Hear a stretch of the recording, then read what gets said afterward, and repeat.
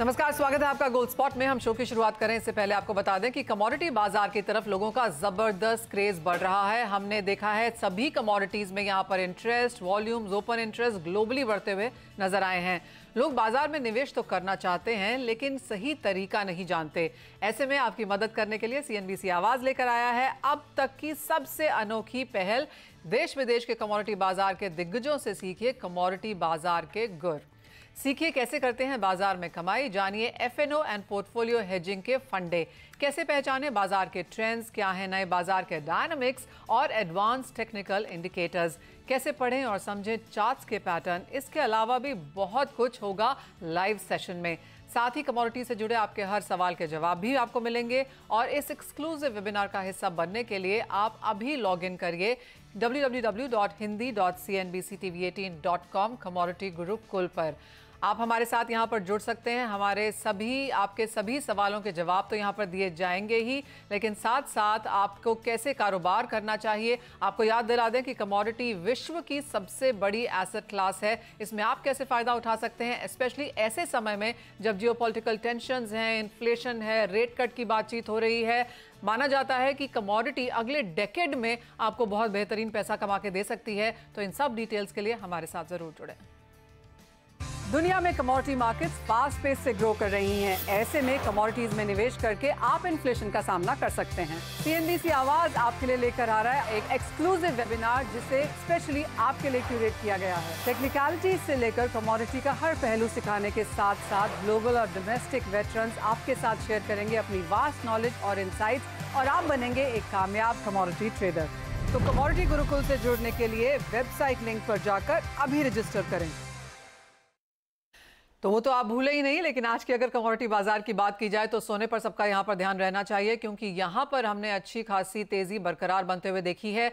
हमारे साथ कार्यक्रम में जुड़ रहे हैं प्रो इंटेलीट्रेड सर्विसेज के दिनेश सोमानी और India bullion and jewellers association के सेक्रेटरी सुरेंद्र मेहता। साथ ही गेहूं पर बात करने के लिए होंगे शिवाजी रोल ऑफ ला मिल्स के प्राइवेट लिमिटेड के ओनर अजय गोयल। लेकिन शुरुआत हम सोने से करेंगे। वो ट्रेंड हम तोड़ ही नहीं सकते, क्योंकि सोना वो आपको मौका ही नहीं देता। आपकी स्क्रीन पर एक और ऑल टाइम हाई फिलहाल $2345 प्रति आउंस, और एमसीएक्स पे ये ऑल टाइम हाइज हैं। 71,170 के आसपास अब सोना यहाँ पर पहुँचता हुआ नजर आया है। सुरेंद्र जी, आपसे लगातार बात होती रहती है। आप काफ़ी इंटरनेशनल बैंक्स के इन टच भी हैं, और आपने बताया भी कि शंघाई में कैसे एक बहुत बड़ा सौदा हुआ जिसकी क्लियरिंग या क्लोजिंग नहीं हुई है। तो क्लियरली बड़े तादाद पे यहाँ पर काम है। फिर चाहे ग्लोबल सेंट्रल बैंक्स खरीद रहे हैं, ट्रेड्स हो रहे हैं, साथ ही साथ फ्यूचर्स एंड ऑप्शंस में जिस तरह के हमने यहाँ पर वॉल्यूम्स और ओपन इंटरेस्ट बढ़ता हुआ देखा है। माना जा रहा है कि रिटेल अगर छोड़ दिया जाए तो सभी यहाँ पर सोने में पैसा कमा रहे हैं।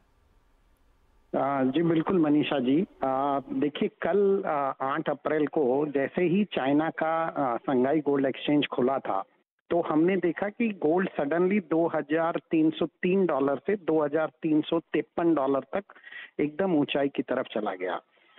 इसकी हम लोगों ने एसोसिएशन की तरफ से काफ़ी जांच पड़ताल की, तो हमें ये पता चला कि शंघाई गोल्ड एक्सचेंज में एक डिफर्ड कॉन्ट्रैक्ट ट्रेड हुआ है।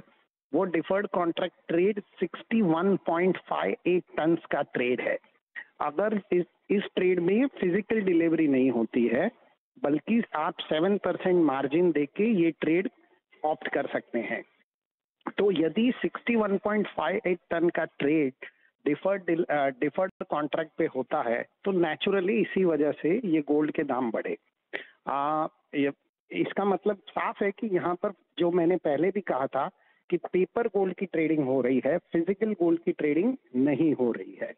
तो जहां पर भी हमने ये देखा कि जहां पर भी पेपर ऑपरेटर जो होते हैं, पेपर गोल्ड ऑपरेटर, यदि कमांड उनके हाथ में आ जाती है तो बहुत ही ज्यादा वो लोग जो शॉर्ट सेलर होते हैं उनको अपने शिकंजे में ले लेते हैं और उनको एग्जिट का मौका ही नहीं देते।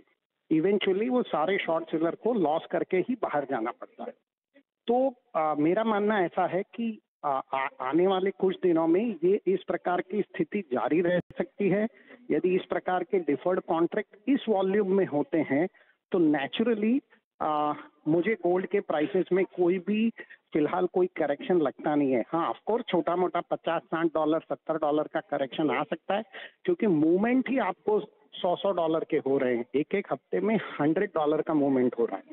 तो बहुत ही ध्यान रखने वाली बात है, लोगों को कौन से एक्सचेंज में कितना वॉल्यूम हो रहा है उस पर नजर रखने की जरूरत है, और शायद यही वजह है कि गोल्ड के दाम बढ़े। जो दूसरी मुख्य वजह है, रमजान का फेस्टिवल खत्म होने वाला है, और रमजान का फेस्टिवल खत्म होने के बाद शायद हम ईरान और इजराइल के बीच में एक जियोपॉलिटिकल टेंशन बढ़ता हुआ देखेंगे।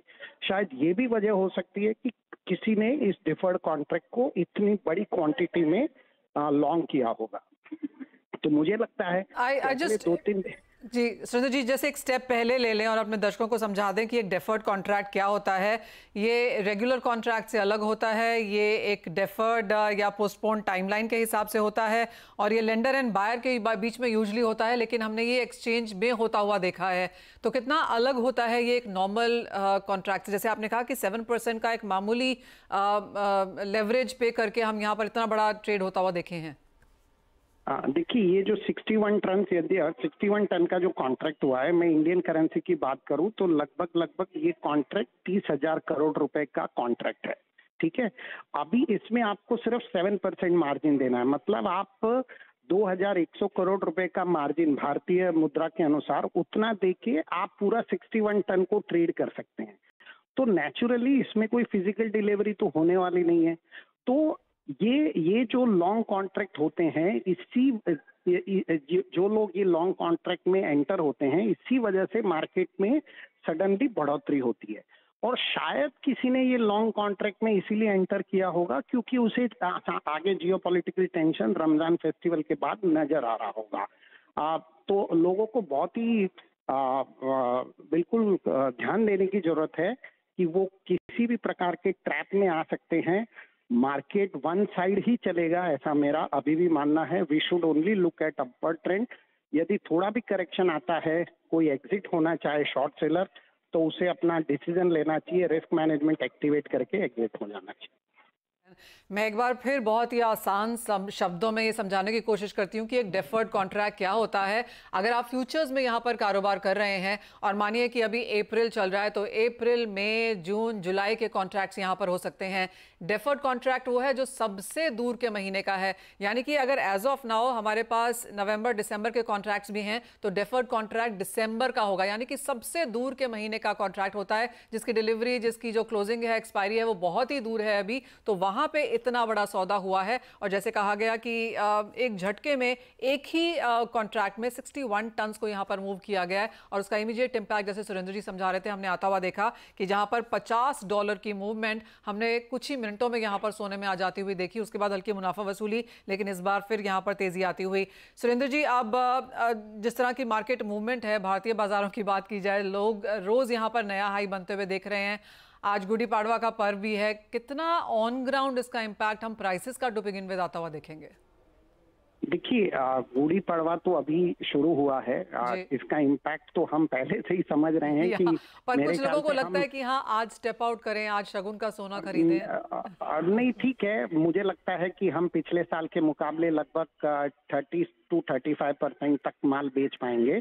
लेकिन हमने ये जो वीकेंड हुआ, जहां सैटरडे और संडे हुआ, इसको हमने क्लोजली मॉनिटर किया है।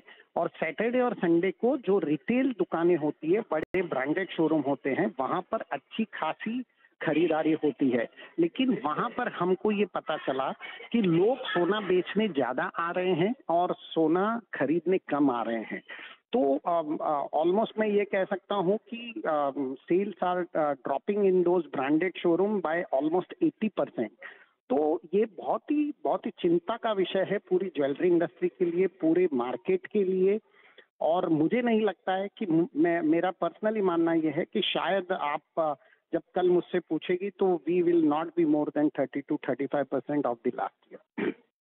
तो कोई बहुत बेहतरीन यहाँ पर खरीदारी के तौर पर समाचार आते हुए नहीं नजर आ रहे हैं। अच्छी खासी तेजी सोने के भावों में है, और 30 से 35% ही शायद यहाँ पर खरीदारी रह जाएगी, जिस तरह का अप मूव हमने यहाँ पर मार्केट्स में आता हुआ देखा है। दिनेश जी, आप कैसे देखते हैं prices on charts now? Overbought तो हैं, लेकिन मोमेंटम जिस तरह का है, जिस तरह से सुरेंद्र जी कह रहे हैं कि बातचीत जारी है इब्जा की वेरियस बैंक्स के साथ, इंटरनेशनल ब्रोकरेजेस के साथ, तो स्थिति तो यहाँ पर कोई बहुत जल्दी हम करेक्शन आता हुआ देखें ऐसी लगती नहीं है। 71,100 के आसपास गया था, वहां से करेक्टिव फेज लिया जो 70,600 तक लिया। 70,600 के बाद जो मोमेंटम है, कल का दोबारा हाई क्रॉस कर लिया। मतलब शॉर्ट इसमें टोटली ट्रैप्ड है अभी, और मुझे नहीं लगता इतने जल्दी अवसर मिलेगा उस शॉर्ट को एग्जिट करने के लिए। तो निरंतर हम एवरीडे न्यू हाई बनता हुआ जरूर देखेंगे, और जो जिस हिसाब से इसका मोमेंटम कंटिन्यू है, मुझे लगता है आने वाला समय या आज या कल में 71,600 और या 72,000 का लेवल भी छूने में कोई परहेज नहीं करेगा, जल्दी छू दे। और साथ ही साथ चांदी कैसे देखते हैं आप? ऑल टाइम हाईज हमने यहाँ पर भी बनते हुए देखे हैं, ऑलमोस्ट 82,000 के आसपास के लेवल्स। बिल्कुल सिल्वर गोल्ड को फॉलो कर रही है, और मुझे लगता है कि ये दोबारा अगर 80,500 81,000 जो कल का करेक्टिव फेज आया था, अगर वहां आता है तो 83,400 83,700 के लेवल इस वीक में हमें देखने मिलेंगे। इसका मोमेंटम गोल्ड के हिसाब से ज्यादा स्ट्रांग है, और काउंटर बड़ा होने से यहाँ पर जो है वैल्यू वाइज रैली बहुत जल्दी आती है और क्विक आती है। 83,500 का लेवल बहुत जल्द हमें देखने मिल सकता है। ऑलराइट, अच्छी खासी तेजी की एक्सपेक्टेशन यहाँ से भी आप देख सकते हैं। $28 यहाँ पर होल्ड कर रहा है। भारतीय बाजारों में वो ऑल टाइम हाईज हैं, 82,200 के ऊपर के स्तर फिलहाल यहाँ पर बनते हुए। बहुत शुक्रिया सुरेंद्र जी आपका साथ जोड़ने के लिए, सोने पर वो बहुत डिटेल में समझाने के लिए भी। एक ब्रेक का समय है, जब लौटेंगे तो बात यहाँ पर करेंगे मौसम की, और गेहूं लेकर आएंगे आपके समक्ष। नमस्कार, स्वागत है आपका। और मानसून की चर्चा अब यहाँ पर जोरों से है, और स्काईमेट का पहला ऑफिशियल स्टेटमेंट भी आ गया है, जहाँ पर नॉर्मल मानसून एट 102% यहाँ पर जताया जा रहा है। हमारे साथ स्काईमेट के मिस्टर जीपी शर्मा हैं। मिस्टर शर्मा, शुक्रिया समय देने के लिए। 102% एज ऑफ नाउ आप इसे नॉर्मल मान के चल रहे हैं, इसके पीछे क्या फैक्टर्स हैं, और आगे जाकर अभी क्या डिटेल्ड एनालिसिस हो पाया है किन महीनों में और किन मंथ्स के हिसाब से? थैंक यू, धन्यवाद मनीषा। हाँ, हमने बिल्कुल पूरा एनालिसिस किया है और उसको अवेलेबल भी किया है अपनी फोरकास्ट में। उसका बकायदा प्रेजेंटेशन के फॉर्म में भी हमारी साइट पे अवेलेबल है, कोई भी उसको अप्रोच कर सकते, एक्सेस कर सकते हैं प्लीज। अच्छा, आपने बोला मानसून का 102%, हाँ हमारा असेसमेंट है इस बार का, जो कि एक अच्छा माना जाता है मानसून का। 102% मतलब नॉर्मल की रेंज भी जो है 96 से 104%, उसका ऊपर वाला हिस्सा सेकेंड हाफ, बेटर हाफ जो है उसका उसमें है। और कुल मिला के तो सीजन अच्छा रहना चाहिए, लेकिन मानसून कभी भी पूरा का पूरा monsoon without any hiccups it's very difficult. तो सेम इसी बार भी होना चाहिए, क्योंकि मेन रीजन उसका अल नीनो है, जो कि अभी भी अल नीनो की स्थिति अभी भी बकायदा बनी हुई है, और उसको कमजोर होने में थोड़ा वक्त लगेगा। हमने शुरू में भी ऐसा ही बताया था, पॉडकास्ट में अभी भी बताया है और पहले भी लिखा था कि जो अल नीनो का असर एकदम से खत्म नहीं होता, बहुत ही स्लो प्रोसेस होता है उसका डाइल्यूशन का। और आज के दिन में भी वो अपनी थ्रेशोल्ड वैल्यू जो तापमान की होती है 0.5 डिग्री, उससे बहुत ऊपर है। वहाँ का तापमान पैसिफिक का 1.2 डिग्री सेंटीग्रेड कमाने से ज्यादा है, इसलिए उसमें कमी आएगी। उसमें थोड़ा हो सकता है 4, 5, 6 सप्ताह का समय भी लग सकता है। इसलिए इसके चलते जो मानसून का शुरुआत होगी, उसका एल नीनो का असर जरूर कुछ ना कुछ देखने को मिलेगा। और उसके चलते ही जो मॉडल भी दरअसल दिखा रहे हैं कि जो शुरुआत होगी मानसून की, वैसे ही जून का महीना निकल जाता है मानसून के धीरे धीरे आगे बढ़ के पूरे देश में आने का। तो उसमें थोड़ा परिवर्तन हो सकता है, मानसून एक जगह आके थोड़े दिन रुक जाए, संभावना है ऐसी भी। हो सकता है थोड़ा लेट उसका अराइवल ही हो, हालांकि उसको हमने वर्कआउट नहीं किया, वो उसका फोरकास्ट हम बाद में देंगे मानसून ऑनसेट का। और ये सब कुछ संभावित है अभी आज के, इसलिए जून में थोड़ा सा मानसून का इतना बेहतर ना रह के जुलाई और अगस्त में जरूर उसके तेज होने की और उसका स्प्रेड का भी रेनफॉल का अच्छा होने की संभावना है। कुल मिला के जो है मानसून देश के दक्षिणी भागों में, पश्चिमी भागों में, उत्तर पश्चिमी भागों में, पंजाब हरियाणा जो भी एग्री बाउल है उसमें अच्छा रहने की संभावना है। लेकिन कुछ स्थिति उतनी संतोषजनक नहीं रहेगी देश के पूर्वी भागों में, जिसमें कि बिहार, उड़ीसा, बंगाल और झारखंड के कुछ क्षेत्र हैं।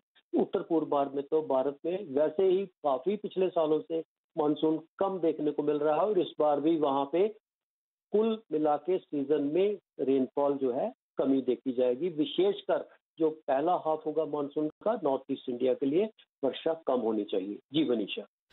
ऑल राइट मिस्टर शर्मा, बहुत शुक्रिया साथ जुड़ने के लिए। तो क्लियरली नॉर्मल मॉनसून है, लेकिन जून में कुछ कंसर्न्स रह सकती हैं और इसके अलावा कुछ स्टेट्स में हम यहाँ पर डेफिशिएंट मॉनसून भी बनता हुआ देखेंगे।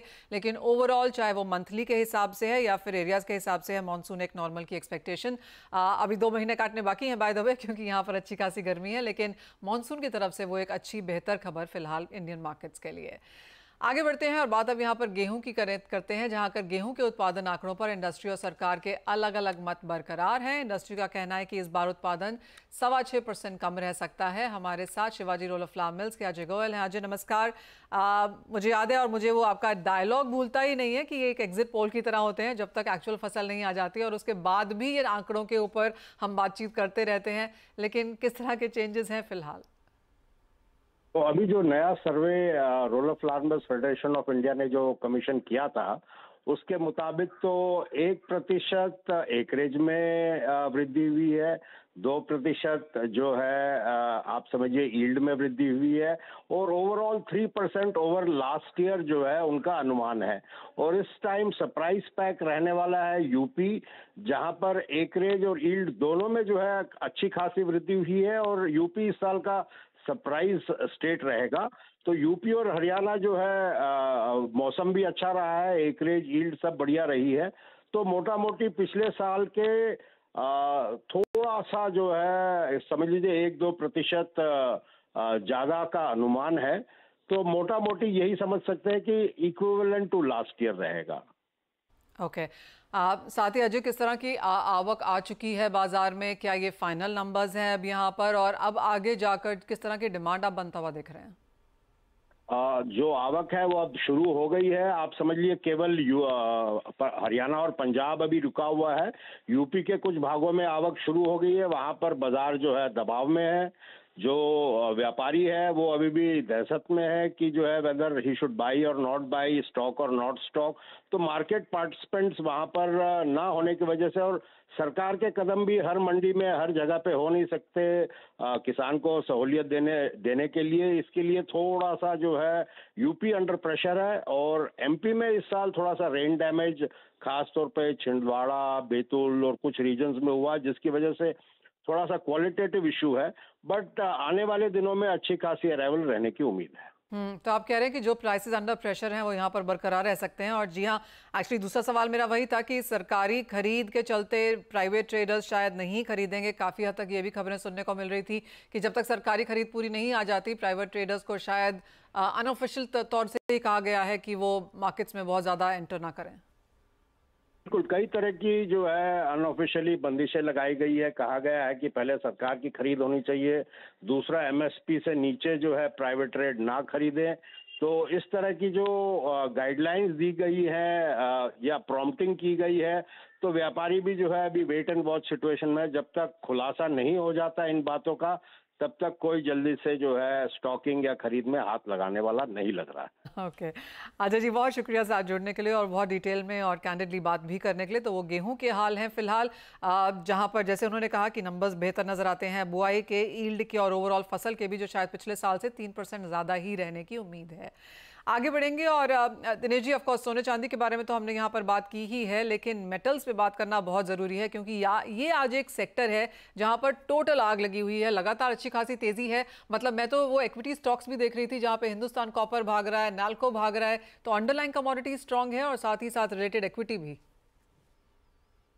मनीषा जी, शास्त्रों में इसको अमृत काल कहा गया है। मतलब whatever you buy it goes up.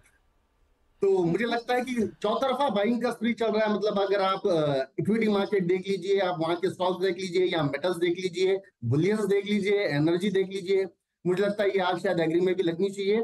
निचले स्तर से हमने देखा कि गुआर में भी अच्छी खासी तेजी आई है, लेकिन बेस मेटल खास करके मैं बात करूंगा कॉपर की, इसका मोमेंटम इतना स्ट्रांग है कि निचले स्तर से 100-125 रुपए बढ़ने के बाद भी इसमें मंदी नजर नहीं आती है। आज भी अगर मैं कॉपर की बात करूं तो मुझे लगता है कि 816, 816.5 के आसपास कॉपर बाय किया जा सकता है। 824, 830 के लेवल्स हम देख सकते हैं, और 811 का स्टॉप लॉस मेंटेन किया जा सकता है। वहीं जिंक अगर मैं देखूं तो 234 का एक मजबूत बेस है, बेस लाइन सपोर्ट है 234, 34.5 के आसपास जिंक बाय करे। 243 रुपए के लेवल्स देखने मिल सकते हैं, और 231 का स्टॉप लॉस मेंटेन कर सकते हैं। ओके दिनेश जी, हम ब्रेक में जाएं उससे पहले जैसे आपने कहा कि आग एग्री में भी लग सकती है, तो ये एक कमोडिटी जहां पर आपको लगता है कि अच्छा खासा मुनाफा कमाया जा सकता हो। ग्वार का निचला स्तर अगर देखते हैं तो हम ऑलमोस्ट 10% की तेजी आ चुकी है। आज करेक्टिव फेज है, शायद मौसम के हिसाब से थोड़ा बहुत नीचे आया है। 5410 की ग्वार जो है मई कॉन्ट्रैक्ट बाय किया जा सकता है दोबारा 5550 5610 के लेवल्स हम देख सकते हैं। 5340 का स्टॉप लॉस मेंटेन किया जा सकता है। मैं मई कॉन्ट्रैक्ट की बात कर रहा हूँ जो कि अभी मोस्ट एक्टिव कॉन्ट्रैक्ट। ओके ठीक है, तो खरीदारी के मौके यहाँ पर चौतरफा हैं, चाहे आप सोना चांदी देखें, मेटल्स देखें, एग्री में ग्वार पर डेफिनेटली नजर रखें क्योंकि निचले स्तरों से जैसे दिनेश जी हमें बता रहे हैं अच्छी खासी तेजी यहाँ पर ऑलरेडी आ चुकी है, अभी भी बाइंग अपॉर्चुनिटीज यहाँ पर। बहुत शुक्रिया दिनेश जी, साथ जुड़ने के लिए। एक ब्रेक का समय है, जब लौटेंगे तो आपके लिए लेकर आएंगे इक्विटी मार्केट्स का पूरा हाल।